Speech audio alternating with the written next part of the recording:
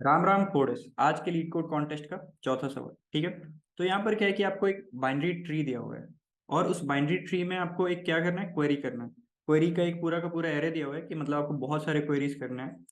और क्वेरीज जो है वो रिवर्सिबल है, मतलब कि आपने एक क्वेरी किया, उसके जो नेक्स्ट क्वेरी करने जाओगे ना, तो ठीक है, एक क्वेरी से कुछ चेंजेस आए हैं वो रिवर्ट बैक हो जाएंगे, और जो नेक्स्ट क्वेरी आप करोगे वो जो वापस ओरिजिनल आपका ट्री था उस पर आप क्वेरी करोगे, ठीक है। क्वेरी क्या है कि आपको एक नोड दिया हुआ है, वो नोड और उससे रिलेटेड जो भी सब ट्री था उसको आपको डिलीट कर देना है, ठीक है। और उस डिलीशन के बाद जो आपका रिमेनिंग ट्री बच रहा है, जो रिमेनिंग उस सब ट्री को हटाने के बाद जो ट्री बच रहा है उसका मैक्सिमम हाइट क्या है वो आपको बताना है, ठीक है। तो बस बहुत सिंपल सा क्वेश्चन है। अब इसको करेंगे कैसे समझने में, आई डोंट थिंक कि इसको कोई भी दिक्कत हुआ होगा, पर इसको करेंगे कैसे इम्प्लीमेंटेशन वाइज ये थोड़ा सा टफ लग सकता है आपको, और है भी थोड़ा टफ। तो कोई भी एक एग्जांपल ले सकते हैं, पहला ही एग्जांपल लेते हैं। यहाँ पर क्या है, ये आपका सब ट्री कुछ सॉरी ट्री इस तरीके से दिया हुआ है, 1 3 4 2 6 5 7। और अगर मान लो हमें रैंडमली कोई भी नोड डिलीट करने को बोल दिया, जैसे कि हमें मान लो कि 5 डिलीट करने के लिए बोल दिया, ठीक है। तो 5 अगर हम लोग डिलीट कर रहे हैं तो हमारा आंसर क्या हो सकता है। एक, 5 डिलीट कर दिए तो अभी तक इस राइट सब ट्री में, जैसे कि 1 का एक लेफ्ट सब ट्री है, 1 का एक राइट सब ट्री है। अब 1 के हम लोग राइट सब ट्री में कुछ ऑपरेशन कर रहे हैं, तो 1 के राइट सब ट्री में कुछ ऑपरेशन हो रहा है, इसका मतलब क्या हो गया कि लेफ्ट सब ट्री तो पूरा का पूरा फ्री है। तो लेफ्ट सब ट्री का जो भी मैक्सिमम हाइट हो सकता है उसको तो हम लोग कैलकुलेट करेंगे ही करेंगे, मतलब कंसिडर करेंगे ही करेंगे। और राइट सब ट्री में भी एक पर्टिकुलर सबसेक्शन है जो जिसपे अपन ऑपरेशन कर रहे हैं, ठीक है। तो उस सबसेक्शन को हटा के जो दूसरा सबसेक्शन है उधर से मैक्सिमम ले सकते हैं। तो मैक्सिमम हम लोग किधर से ले सकते हैं, एक तो इसके लेफ्ट सब ट्री से ले सकते हैं, एक 4 के लेफ्ट सब ट्री से ले सकते हैं, और राइट सब ट्री में तो ऑपरेशन लग गया है तो इधर से नहीं ले सकते, ठीक है। तो इन सभी से मैं जो मेरा मैक्सिमम हाइट देगा that will be my answer, ठीक है। आई होप इधर तक क्लियर हुआ होगा, और नहीं क्लियर होगा तो धीरे धीरे स्टेप बाय स्टेप जैसे अपन कैलकुलेट करते चलेंगे आपको क्लियर होते जाएगा। इसके लिए मैं एक छोटा सा चीज लिख लेता हूं तो आपको थोड़ा और समझने में आसानी होगा। हर एक जो नोड है ना उसका लेफ्ट सब ट्री और राइट सब ट्री का जो डेप्थ है वो मैं लिखते चलता हूँ। 2 के लेफ्ट सब ट्री का डेप्थ कितना है, 0। राइट सब ट्री का डेप्थ कितना है, 0। अगेन 3 के लेफ्ट सब ट्री का डेप्थ कितना है, 1। राइट सब ट्री का डेप्थ कितना है, it is 0। And then again 1 के लेफ्ट सब ट्री का डेप्थ कितना है, 2। राइट सब ट्री का निकालना पड़ेगा पहले, 6 का 0 0, 7 का 0 0, ठीक है।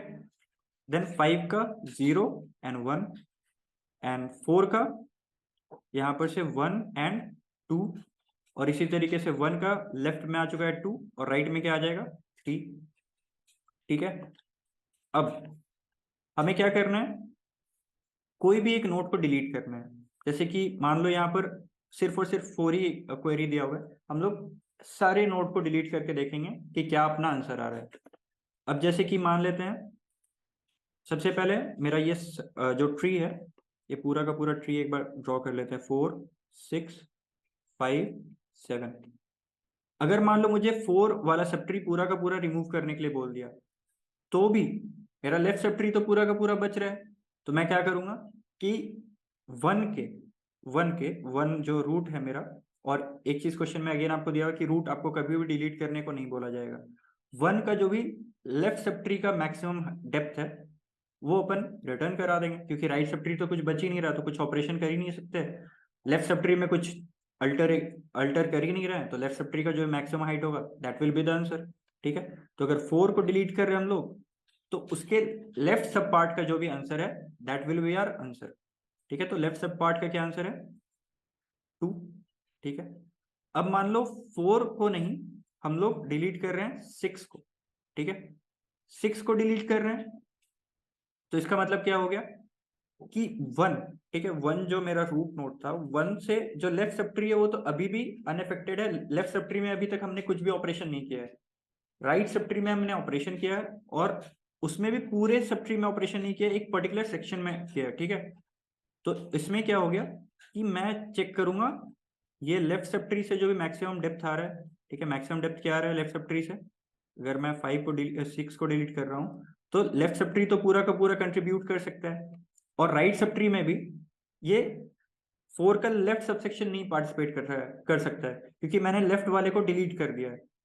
राइट वाला तो कर सकता है, ठीक है। तो राइट वाले का मैक्सिमम डेप्थ क्या आ रहा है, मैक्सिमम हाइट क्या आ रहा है, जो भी कह सकते हैं 2, और 4 खुद कितने डेप्थ पे है 1, तो टोटल ये कितना हाइट कंट्रीब्यूट कर पाएगा 1 + 2 3, ठीक है 1 + 2 3।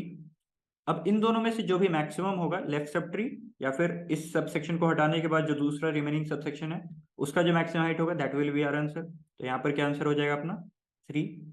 अब वही अगर 6 के जगह पे मैं 5 को रिमूव करता, ठीक है 5 को रिमूव करता, तो यहाँ पर का आंसर क्या होता मेरा, क्योंकि मैंने 5 को रिमूव किया है तो इसका मतलब क्या हुआ कि अभी भी मैं राइट सब ट्री में से कुछ ना कुछ ऑपरेशन कर रहा हूँ राइट, पर लेफ्ट सब ट्री तो अभी भी मेरा अनअफेक्टेड है।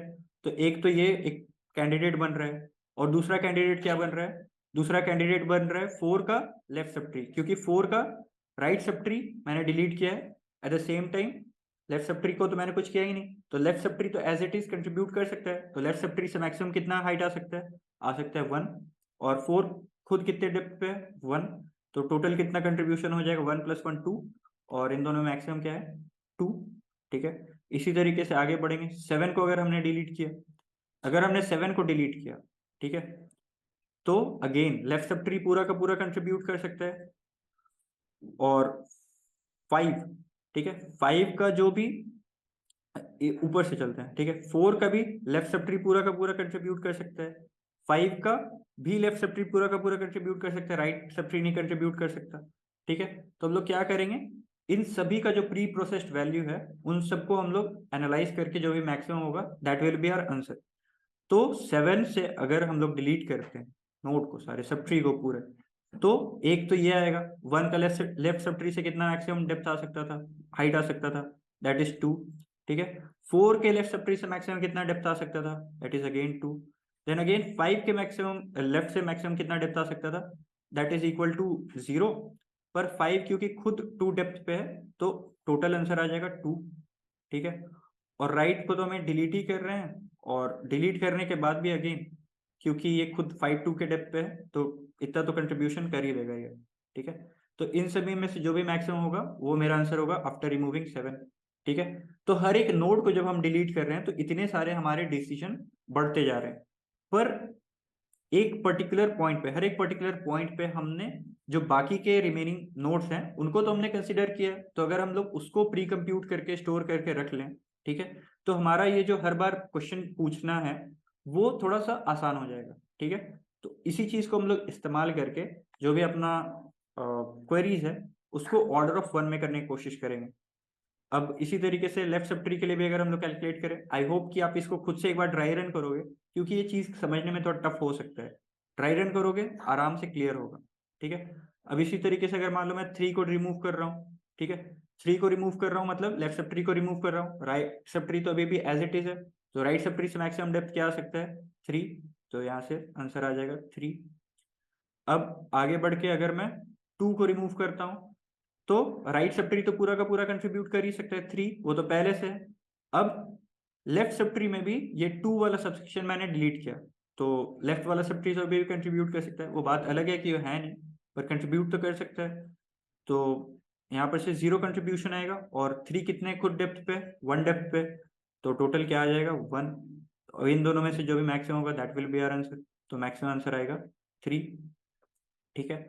तो इसी तरीके से हमने जितने भी नोड हो सकते थे 4 6 5 7 3 2, हर एक नोड को डिलीट करने के कॉरस्पॉन्डिंग जो भी मेरा मैक्सिमम आंसर आ सकता है उसको मैंने स्टोर करके रख लिया। अब कभी भी मुझे क्वेरीज ऑफ आई में क्या पूछा जाएगा, इन सभी में से कोई एक नंबर ही दिया रहेगा, ठीक है। अब इन सभी में से कोई भी नंबर रहेगा, जैसे कि 4 दिया हुआ है तो 4 को डिलीट करने के बाद मेरा आंसर क्या होगा 2, सीधा सीधा मैं 2 इनपुट करा दूंगा, अगर आउटपुट करा दूंगा। अगर मेरा जो क्वेरीज है वो है 6, तो 6 को रिमूव करने के बाद मैक्सिमम हाइट क्या आ सकता है 3, तो मैं 3 आउटपुट करा दूंगा।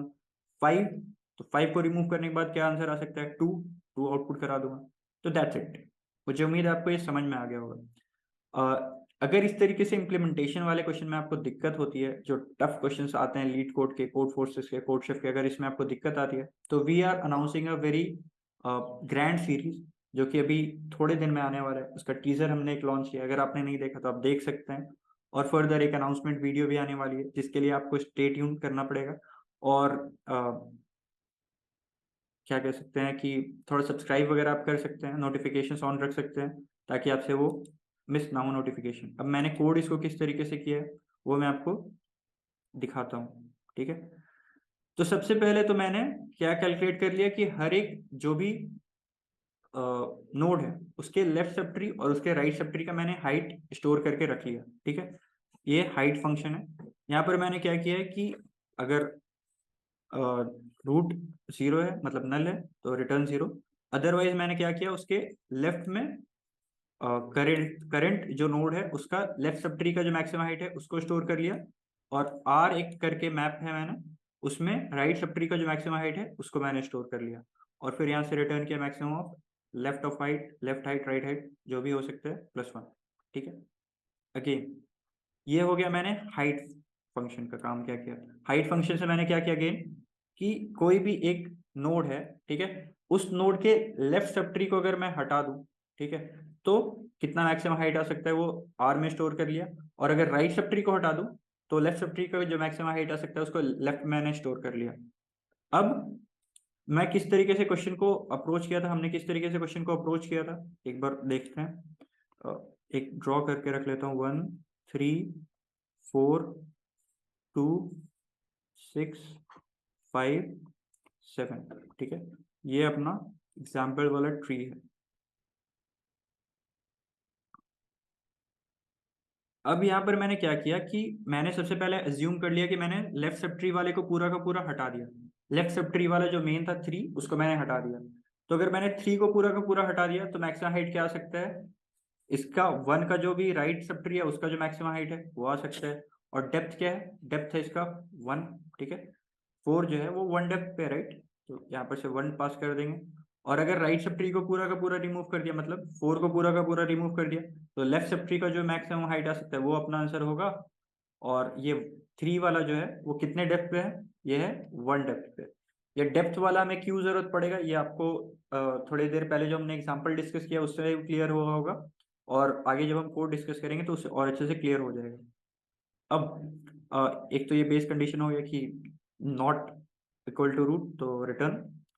अब ये हाइट फंक्शन जो है ना, सॉरी, ये हाइट जो मैप है ना, यहाँ पर मैंने क्या किया है कि हर एक वैल्यू के कॉरस्पॉन्डिंग जो भी आंसर हो सकता है उसको मैंने स्टोर किया है।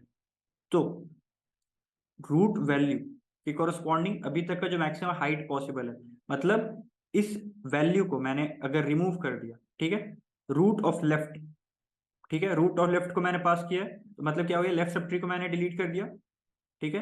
तो यहाँ पर लेफ्ट सब ट्री के वैल्यू के कॉरस्पॉन्डिंग जो मैक्सिमम डिलीट करने के मैक्सिमम वैल्यू क्या आ सकता है, वो राइट सब ट्री का जो मैक्सिमम है वो आ सकता है। तो यहाँ पर से मैंने मैक्सा डिक्लेयर कर दिया कि अगर लेफ्ट सब ट्री को मैं डिलीट कर दे रहा हूँ तो मैक्सिमम क्या हो सकता है, राइट सब ट्री। अब यहाँ पर सॉल्व मैंने कॉल किया रिकर्सिवली, जैसे कि मान लो यहाँ पर से मैंने लेफ्ट सब ट्री को डिलीट किया था तो राइट सब ट्री में जो मैक्सिमम था उसको कॉल किया है। अब 4 के भी फर्दर हम लेफ्ट सब ट्री को डिलीट कर सकते हैं, राइट सब ट्री को डिलीट कर सकते हैं। अगर हम लोग इसके लेफ्ट सब ट्री को डिलीट करेंगे तो मैक्सिमम हाइट क्या हो सकता है, एक तो ये हो सकता है कि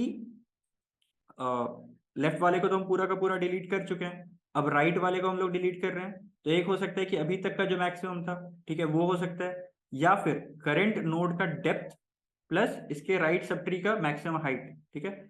करंट सब ट्री, करंट जो भी हम नोड है उसका डेप्थ प्लस अगेन हम लोग लेफ्ट सब ट्री को डिलीट कर रहे हैं, राइट, तो राइट वाला जो सब ट्री है उसका जो मैक्सिमम डेप्थ है प्लस करंट नोड का डेप्थ, इन दोनों का जो सम होगा वो हो सकता है आंसर, ठीक है। तो ये हो जाएगा। और डेप्थ अगेन एक बढ़ जाएगा क्योंकि अब हम लोग इसके लिए काम कर रहे हैं। और इसी तरीके से जब हम लोग आगे बढ़ेंगे तो अगर हम लोग राइट सब ट्री को डिलीट कर देंगे तो मैक्सिमम आंसर क्या हो सकता है, मैक्सिमम आंसर हो सकता है अब तक का जो मैक्सिमम है वर्सेस कि current depth plus right sub tree delete किया, राइट, तो लेफ्ट सब ट्री वाला जो है उसका जो मैक्सिमम हाइट है वो क्या हो सकता है, उन दोनों को मैक्सिमम जो भी वैल्यू होगा वो अपना आंसर हो जाएगा। और अगेन फर्दर के लिए हम लोग का डेप्थ एक और घट चुका है, मतलब बढ़ चुका है। तो मुझे उम्मीद है आपको ये समझ में आ गया होगा। अब इसके बाद हम लोग किस तरीके से आंसर वेक्टर, एक आंसर वेक्टर डिलीट क्रिएट कर लेंगे और उसके बाद क्वेरीज में इटरेट करते चलेंगे, और हर एक वैल्यूज के कॉरस्पॉन्डिंग हमारा क्या हो चुका है, हाइट एक मैंने मैप स्टोर किया है, हर एक वैल्यूज को डिलीट करने के कॉरस्पॉन्डिंग मेरा मैक्सिमम कितना हाइट हो सकता है वो यहाँ पर स्टोर्ड है, उसको अपन स्टोर कर लेंगे अपने आंसर वेक्टर में और रिटर्न कर देंगे आंसर वेक्टर। तो मुझे उम्मीद है आपको ये समझ में आ गया होगा। अगर इसके बाद भी कोई डाउट है तो आप कमेंट सेक्शन पे आ सकते हैं, या फिर आप जुड़ सकते हैं हमारे सोशल मीडिया पेजेस के हैंडल से, जिनका लिंक डिस्क्रिप्शन बॉक्स में दिया हुआ है। That's it for now, thank you.